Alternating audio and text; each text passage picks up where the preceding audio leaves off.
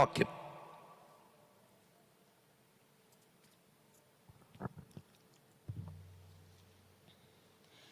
പ്രിയരെ, നമുക്ക് പൊതുവിലുള്ള രക്ഷയെക്കുറിച്ച് നിങ്ങൾക്ക് എഴുതുവാൻ സകല പ്രയത്നവും ചെയ്യുകയിൽ വിശുദ്ധന്മാർക്ക് ഒരിക്കലായിട്ട് ഭരമേൽപ്പിച്ചിരിക്കുന്ന വിശ്വാസത്തിന് ഒരിക്കലായി ഭരമേൽപ്പിച്ചിരിക്കുന്ന വിശ്വാസം, അതിവിശുദ്ധ വിശ്വാസം, അതിനുവേണ്ടി പോരാടണം.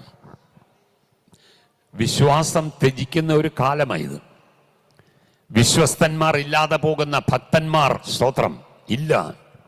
വിശ്വസ്തന്മാർ കുറഞ്ഞിരിക്കുന്ന ഈ കാലയളവിൽ എന്നെ നിങ്ങളെ ഭരമേൽപ്പിച്ചിരിക്കുന്ന വിശ്വാസമുണ്ട്. ആ വിശ്വാസത്തിൽ നിന്ന് നമ്മൾ താഴെ പോകരുത്. വിശ്വാസത്തിൽ നിന്ന് വർദ്ധിച്ചു വരണം.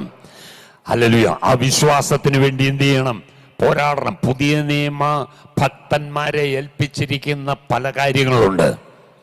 സ്തോത്രം. ഇത് നാം സൂക്ഷിക്കേണ്ടതാണ്, നിവർത്തിക്കേണ്ടതാണ്. സ്തോത്രം. 2 തിമോത്തിയോസ് 4-ാം അധ്യായത്തിന്റെ 5-ാം വാക്യം വായിക്കുമ്പോൾ,